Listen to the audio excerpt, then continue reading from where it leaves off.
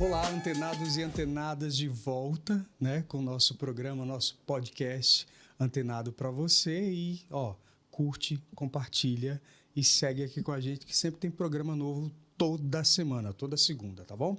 Eu tô aqui hoje recebendo para bater um papo bem legal com a escritora e advogada, sim, a Kaline Pondolfi Santana. Ela lançou o livro Não e Pronto. Eu gostei do título já, Não e Pronto. Fala sobre o que esse não e pronto tão claramente assim? Fala sobre uma família em que um adolescente entra no mundo das drogas, né? E o não e pronto, ele é bem voltado para logo para o início, para você não chegar sequer a experimentar, né? É realmente dizer não e pronto, para não correr o risco de, quem sabe, gostar. É um livro voltado para adolescentes, a faixa etária de 13, 15 anos, né? Posso Porém, ver o livro aqui? claro. Olha aqui, eu vou aproveitar para mostrar para vocês o livro Não e Pronto, no mundo das drogas, só uma resposta te leva ao final feliz. Né? Esse é o teu primeiro livro, Kaline? Sim, é o primeiro livro. E por que você resolveu tratar especificamente sobre essa temática? O que é que te levou? O primeiro ponto foram meus filhos. Eu tenho um rapaz de 19 e um rapaz de 10. Né?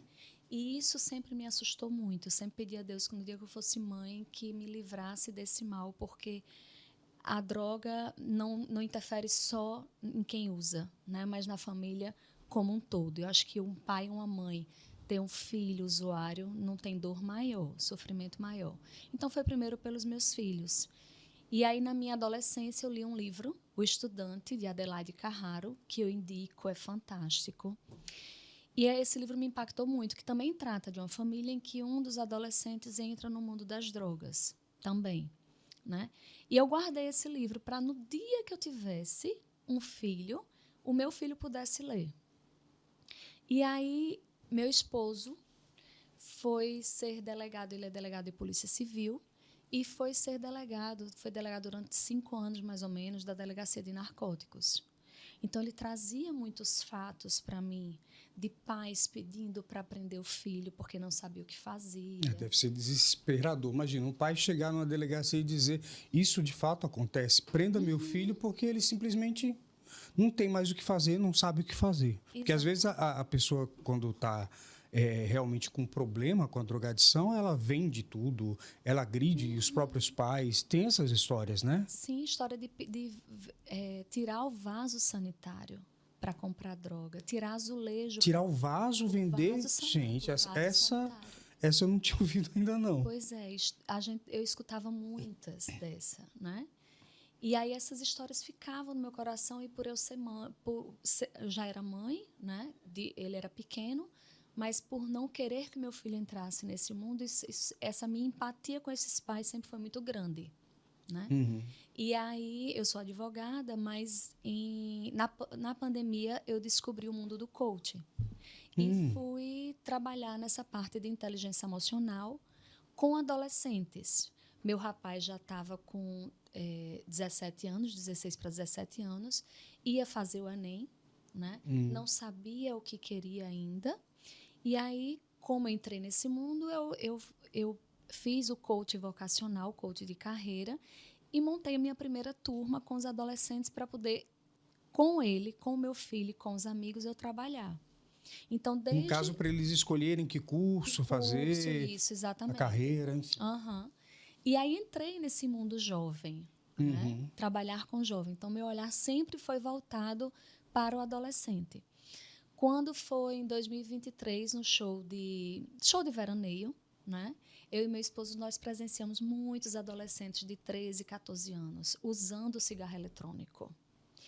E aí veio uma outra dor, né? Reacendeu aquela minha dor que eu já O tinha. cigarro eletrônico é uma porta de entrada, então, para a droga? É isso? Sim. Por que te incomodou tanto o cigarro eletrônico? Claro que ele faz mal, tá, Aham. ok. Mas ele também tem essa questão de ser porta de entrada? Sim, porque ele começa a usar um cigarro eletrônico, acha que aquilo ali não tem problema, que não deu nada. Pouco tempo depois, ele vai estar usando outros cigarros. né? E também abre margem para a bebida, para o álcool, apesar de ser uma droga lícita, mas é uma das piores drogas. Era isso que eu ia te perguntar. A gente é tão normal a bebida, né? A gente acaba aceitando socialmente e acaba e é uma droga também, né? Isso. Em excesso, então, piorou. E é uma das piores drogas, porque ela vai aos poucos e se for permitido, como Sim. é permitido, então Sim. se usa e não se sente. E até o não permitido, né? Porque eu estava passando esses dias numa praia aqui, ali de Areia Preta, né? Que chamam Praia de Miami, e a quantidade de jovens que estavam lá bebendo, fumando cigarro normal, fumando cigarro de maconha. E assim, de noite, era um final início de noite, início de tarde, final de noite, domingo, e todos aqueles quiosques vendiam bebida, o que é proibido, é crime. Isso. Mas eles fazem e não há fiscalização, não há nenhuma preocupação. Chega a ser... eu fiquei incomodado, porque parecia normal, natural para todos aqueles jovens. E eram muitos jovens. A praia estava lotada, todos bebendo bebida alcoólica, que eles mesmos iam lá com sua mãozinha e compravam. E não tinha nenhum problema em comprar. Exatamente. Ou seja, é aceitável pela sociedade, né? É comercializável, não é isso? E aí, é um problema, Kaline? Porque como começa, hoje em dia, está começando muito mais cedo, né? Aliás, tudo está começando muito cedo. E de uma forma muito intensa. Antigamente, o jovem bebia, tomava a cerveja só, tomava a vodka só, tomava o Campari, o rum. Hoje não, os adolescentes eles estão brincando de fazer, não sei se você sabe, uma mistura. No mesmo copo, eles vão colocando cerveja, cachaça, vodka, gin, fazem uma mistura e bebem, né? Para poder atingir mais rápido. Então, assim, chega um momento que vai ficar tudo muito desregrado. E aí é uma porta aberta para as outras coisas, né? E aí eu queria só voltar para o cigarro eletrônico que a gente comentou. E esses dias eu tive conversando com uma pneumologista, né, para poder ter mais conhecimento sobre o assunto e quem sabe a gente até montar um workshop para conversar sobre isso. E aí eu fiz uma pergunta para ela bem objetiva. Eu disse, doutora, de uma forma bem objetiva, de 0 a 10, o quanto o cigarro normal é prejudicial? Para comparar de 0 a 10, o quanto o cigarro eletrônico é prejudicial? A resposta dela foi, o cigarro normal de 0 a 10, 10. E o cigarro eletrônico, 20. Então, assim, nossos jovens e os pais não têm dimensão ainda do dano que é o cigarro eletrônico. Não só por ser uma porta aberta, né? Mas para a saúde em si. Até porque naquela brincadeirinha ali, você não sabe, né? Fica meio que a fase oral mal resolvida ali, você fica botando aquilo na boca o tempo inteiro, gente. E é muita nicotina, é uma dose concentrada de nicotina, muitas vezes ali, que é bem maior do que se você fumasse um cigarro normal. Né? Não que o cigarro normal seja bom, tá, gente? Pelo amor de Deus. Mas é ainda pior, né?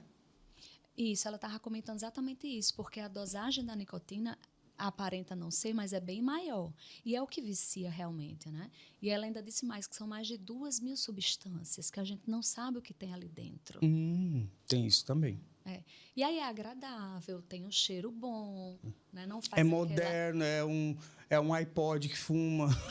Tipo isso, né? Exatamente. Que eu sou legal, sou descolado, né? Inclusive, as propagandas de cigarro que acabaram sendo proibidas, né? Houve uma mudança aí pelo CONAR. Antes, o cigarro, quando as propagandas, a pessoa fumava e pulava de paraquedas, estava numa moto, num carrão. Isso parou, né? Foi proibido. E aí, com o cigarro eletrônico, virou uma moda porque é o costume. Né? Você nem tem propaganda sobre isso, mas é um costume, é meio quase que um status entre os jovens também. Isso, é verdade. Né? Então é mais difícil. Agora, voltando para o livro Não e Pronto, fala um pouco mais sobre ele.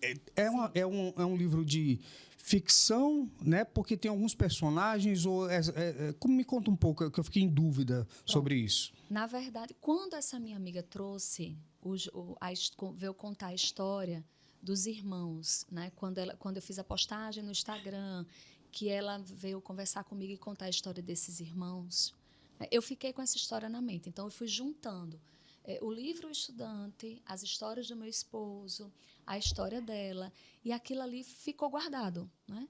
Quando foi onde eu estava assistindo a minha aula de pós da neurociência, que eu faço neurociência para complementar o que eu faço, onde eu atuo. Advogada, escritora, neurocientista, gente, que loucura. Na verdade, eu atuo como mentora de gestão familiar. Que também é outra coisa que a gente vai já conversar, que é um termo novo. Eu nunca ouvi falar em gestão familiar. Isso. E aí, quando eu estava assistindo, me deu vontade de escrever sobre a história que ela me trouxe, que essa minha amiga me trouxe, né? Então, eu comecei a colocar no papel a realidade dessa família. Entendi. Né? Então, o livro começou com essa família real, né? Usei nomes fictícios, mas é uma família real, então é uma ficção, um romance, que começa com essa família. Uhum. No desenrolar do livro, vieram surgindo vários acontecimentos, né? Eu me lembrei dos episódios do meu esposo, que era delegado da Delegacia de Narcóticos. Sim. Né? Histórias que ele contava, as histórias que ele contava, e aí eu coloquei no livro. Fui juntando. Por isso que o livro ele tem uma peça de quebra-cabeça. Uhum. Porque, na verdade, para mim, ele foi um grande quebra-cabeça que eu saí juntando histórias para montar uma história só. Né? E aí eu tinha essa história dessa família. Quando, no decorrer escrevendo, eu bloqueei, né? Eu travei porque eu nunca usei droga, graças a Deus. Você nunca usou nada? Não, eu tomo meu vinhozinho. Eu fico até perguntando assim, tipo, na realidade a gente é um pouco exemplo, né, para as coisas, para os filhos, inclusive, né? E aí eu fico me perguntando, você que escreve um livro sobre esse, aí de repente seu filho aparece usando alguma coisa. Tomara que não, tá? Por favor. Não. Mas como é que você iria se sentir? Tipo, Casa de Ferreira Espeto de Pau, aquela coisa, é um problema para você isso? Porque já é uma necessidade muito grande pelo fato de você escrever um livro, que você já era preocupado. Você falou até que dava um livro para o seu filho que tratava sobre esse assunto que você recebeu, que é O Estudante, é isso? O Estudante. Então, assim, deve ser uma agonia para você. Você deve, né, ficar agoniada. Com certeza. Mas eles nunca usaram nada, né? Que eu saiba, não. Por favor, meninos. Por favor. O meu de 19, que eu saiba, não. O caçula tá muito novo ainda. Né? Mas é como você disse, Casa de Ferreira Espeto de Pau. E eu não vou estar... E não tem como a gente controlar, né, também. Exatamente. Era isso que eu ia dizer. Eu não tenho como saber se realmente vai... Você faz a sua parte. Vou blindar meu filho. Você faz a sua parte, ó. Perfeito. Até um colega meu, quando eu estava escrevendo o livro que eu comentei, ele disse, mas isso já é uma guerra perdida. Eu disse, não, a gente não pode pensar como uma guerra perdida. Senão, deixa todo mundo usar, deixa todo mundo fumar e pronto. Né? Eu vou fazer a minha parte, tanto para os meus filhos como para os outros. Kaline, se realmente desculpa. Me veio aqui na mente sobre essa questão que você falou agora de guerra perdida. Tem gente que fala que é possível usar drogas de forma social, que há um limite ali de forma recreativa, e existe esse limite seguro de alguma forma? Como é que você encara isso? Não, até a gente tem um módulo que fala só sobre a maconha, né, na pós de neurociência, e já é certo que não existe isso. Né? Você fuma um cigarro hoje, e aí daqui a uns dias você fuma outro, vai chegar um momento que você vai estar fumando e aquilo ali, cada vez mais você vai estar querendo mais, porque o cérebro ele vai acostumando, né? A dopamina vai aumentando e você vai tendo a necessidade de mais. Então, infelizmente, não existe essa ideia. Não existe um nível seguro. Não existe. Não existe um nível seguro. E aí também há outra discussão, e aí você é advogado, também pode me falar sobre a questão da descriminalização, que se fala, que se discute, que a partir do momento que o Estado puder controlar, talvez a gente diminua a violência, diminua o tráfico. Como é que você avalia isso? E até porque a maconha hoje, né, ou pelo menos os princípios ativos da cannabis, né, são utilizados para tratamentos medicinais. Existem muitos tratamentos, Parkinson, alguns tratamentos aí que são usados e há aí algumas leis já no sentido de que é possível importar esses princípios ativos para determinados tratamentos, pessoas conseguem na justiça esse direito. Como é que você encara tudo isso? Porque, de repente, a guerra contra as drogas é a guerra contra o tráfico ou é a guerra contra a substância propriamente? Nossa, eu fiz uma pergunta gigantesca, né? Nem eu sei o que eu falei. Não, mas foi ótimo. Até pelo que a gente viu, que eu vi, até na pós, né? O CBD, ok, né? Ele tem o seu composto, ele realmente tem alguns auxílios, né? O que ainda está se estudando muita coisa. Sim. Porque tudo isso vai ser muito a longo prazo, né? Realmente o efeito que ele causa no cérebro da gente.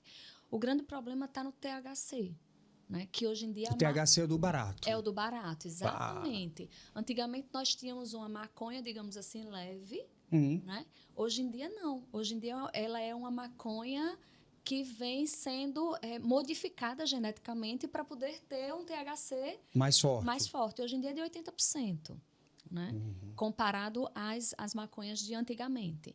E aí você pergunta, a questão do Estado poder legalizar, porque vai diminuir a questão do tráfico. Do tráfico, a questão da... Você falou também violência. Da violência. Muito pelo contrário. Nos países que liberaram, o que está se vendo é o contrário. Inclusive, um dado excelente é o álcool. Você dirigir sob efeito de álcool, existe um bafômetro para dizer, não dirija porque você está alcoolizado.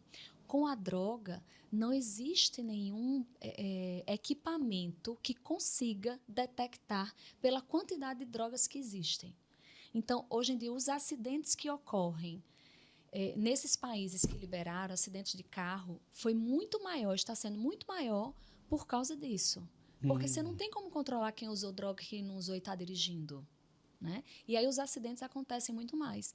Sem falar que, quando você começa a usar, quem é o psicopata, se ele é um psicopata, que ele vai começar a atuar por volta de 40 anos, a maconha ela vai antecipar. Com 20 anos você já está agindo, né?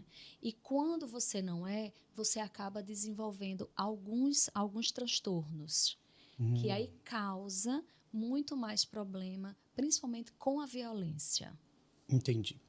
Agora eu vou fazer aquela parte do com filtro e sem filtro que eu combinei, que a gente sempre tem aqui no programa, antenado com filtro, antenado sem filtro. Vou tentar. Com filtro... Você vai conseguir, que o desafio vai ser barra pesada. Eu acho que eu vou pegar pesado com você, mas você me desculpa, tá? Já vou pedir desculpa de antemão. Com filtro, aí você diz a forma, né, polida, educada, para Instagram ver, né? Mas, enfim. E aí, sem filtro, solta o sentimento, fala a verdade, o que é que você falaria mesmo, tá bom? Aí o desafio é o seguinte, você vai olhar para a câmera e vai falar, é seu filho, como chama o guri? Qual deles? O mais velho? O mais velho. Guilherme chegou em casa e disse para você que experimentou um cigarrinho de maconha. Como com filtro você vai dizer a Guilherme que isso não é legal? Com filtro. Com filtro. Toda polida, a psico, né? Advogada, doutora. Pronto. Meu filho, que decepção. Não acredito que você fez isso. Perdeu todo... Lá em casa a gente tem muito combinado, né?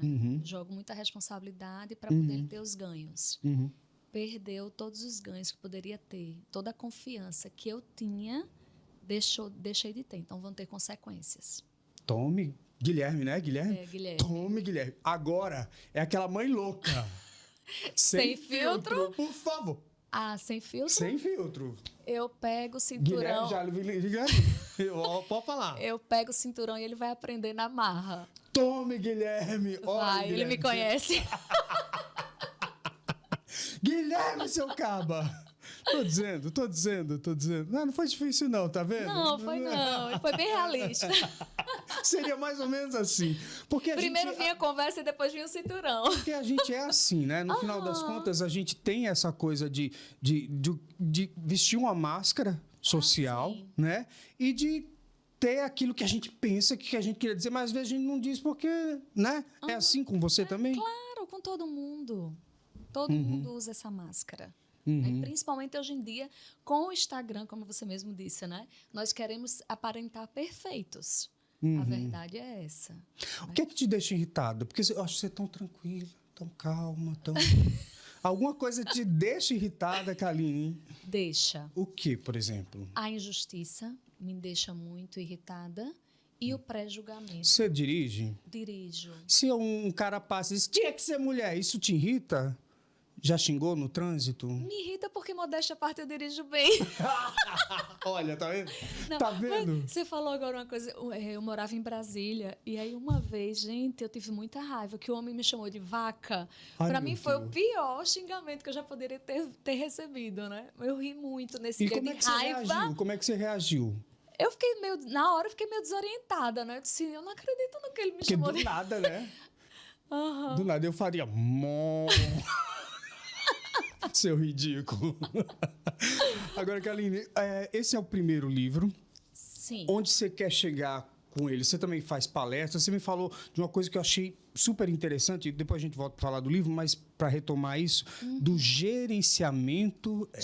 Gestão familiar. Que Isso. danada é isso, mulher? Tu se mete na família dos outros mesmo? Me meto. Quero me meter. Como é que funciona? Vamos lá.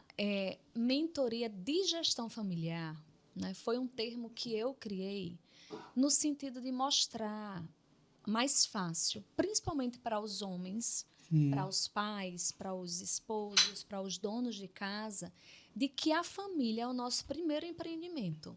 E muitas vezes nós estamos cuidando muito do empreendimento lá fora e não cuidamos do nosso empreendimento de dentro de casa. A família começa com um contrato. Né?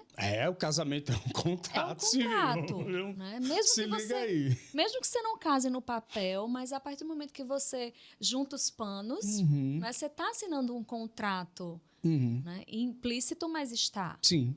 Né? Então, uma empresa começa com um contrato também. Né? Um acordo entre duas pessoas. Você tem os filhos que são colaboradores, você tem empregados que são colaboradores.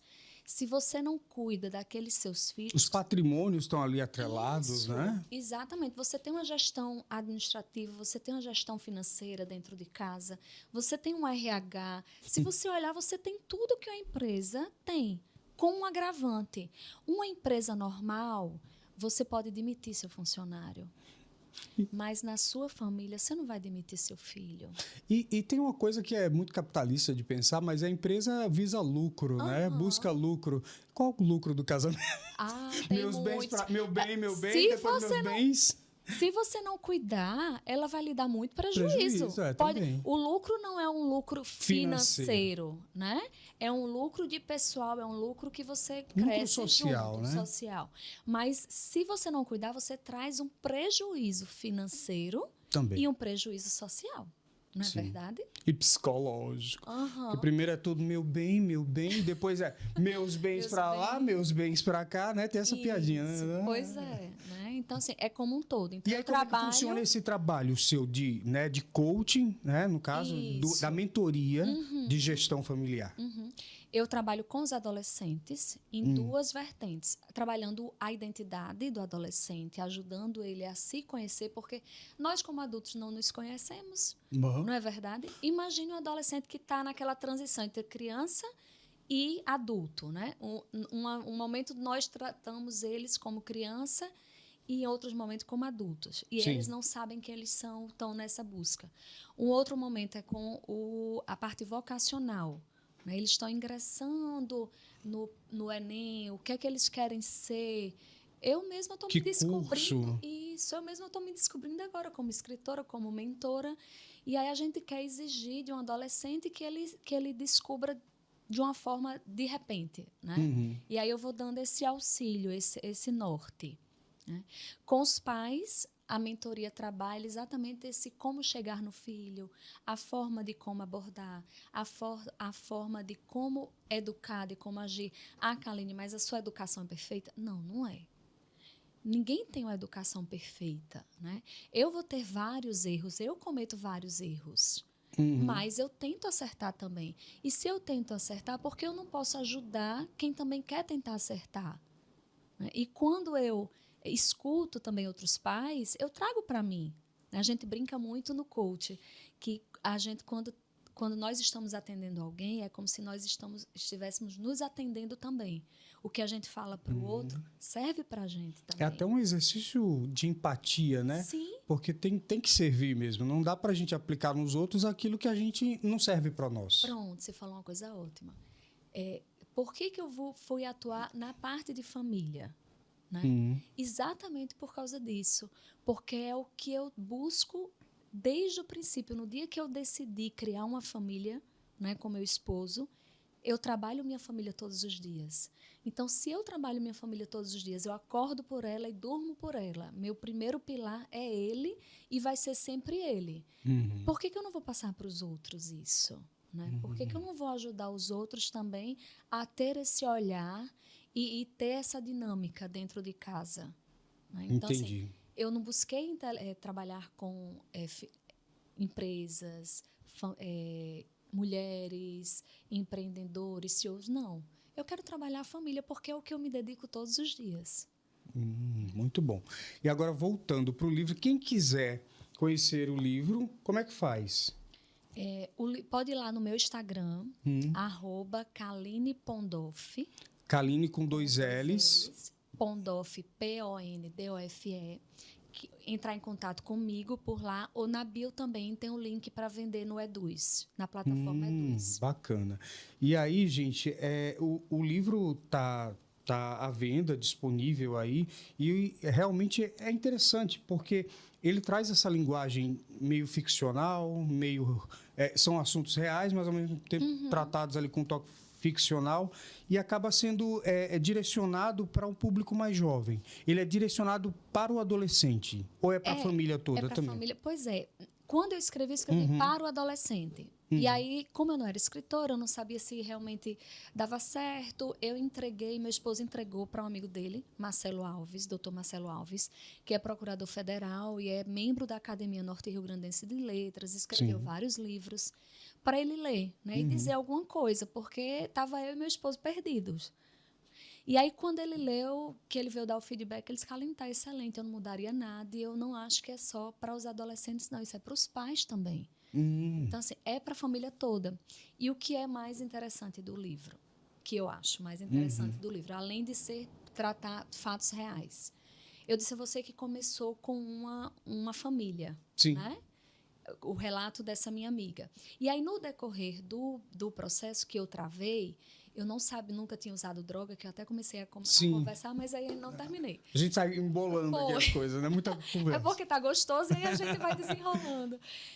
Quando eu travei, eu estava em São Paulo, fazendo o curso de Master em Programação Neurolinguística, quando escutei um colega conversando, dizendo que era ex-adicto, que tinha frequentado... Ex-adicto traduz. O ex-drogado. Tá. Né? Que hoje em dia os termos estão sempre mudando, mas é o ex-drogado. Ele frequentou a Cracolândia, não chegou a usar o crack, mas ele ia para a Cracolândia para poder adquirir outras drogas de forma mais rápida, né, mais fácil, e tinha deixado as drogas. Eu disse: poxa, amigo, eu estou escrevendo um livro para adolescentes, assim, assim, assim, e eu travei porque eu nunca usei droga, eu não sei como é a experiência, eu não sei como chegar, não sei de nada. Você me ajuda? Ele disse: claro, se for para não entrarem no buraco que eu entrei, eu ajudo. E aí ele trouxe a realidade dele, né? E aí eu fui colocando também no livro, foi o que me ajudou a desenrolar, a escrever realmente como o adolescente entrou nas drogas. E aí, quando eu cheguei no final, eu tinha o final da minha amiga, e eu tinha o final do Ivaí, desse rapaz. E agora, o que é que eu faço? Quando eu fiz assim, eu estava conversando com a minha mentora financeira, que eu fiz assim, eu me lembrei dos filmes da Netflix, que você sai escolhendo o final. Não sei se você já assistiu algum filme interativo que tem. Não, confesso que não. Nunca... Tem os filmes interativos hoje que você vai escolhendo qual o caminho seguir, né? Olha. E aí, quando eu fiz assim, eu me lembrei dos filmes. E aí ela fez: Kaline, escreva os 2 finais. Eu disse: eu estava pensando nisso agora. E aí eu comecei a escrever os 2 finais. Adaptei o livro para escrever nos 2 finais. Quando eu estava escrevendo os 2 finais, eu me lembrei de um irmão de uma amiga minha. Quando com 13 anos, leu O Estudante. Uma semana depois que ele leu esse livro, aconteceu um episódio com o irmão dessa minha amiga, né? Muito parecido com o livro. Eu peguei o jornal, mostrei para ele, eu disse, meu filho, olha, o que aconteceu com o fulaninho. Disse, mamãe, quase igual o que tem no livro. Eu disse, pois é, a vida imita a arte imita a vida. Então, aprenda. E aí eu entrei em contato com a família, pedi autorização e escrevi o 3º final. Então, é um livro que ele traz 3 finais. E Legal. essa reportagem que ele tem na capa é a reportagem desse rapaz.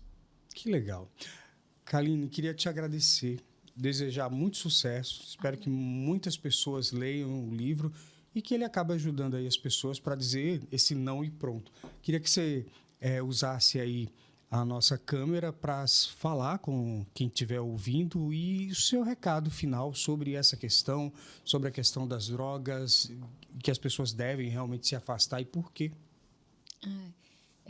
Eu desejo muito que não experimentem, né? Porque o fato de experimentar e não saber até que ponto você domina o seu cérebro, o que você domina, é muito tênue. A gente não sabe, a gente não se conhece ainda.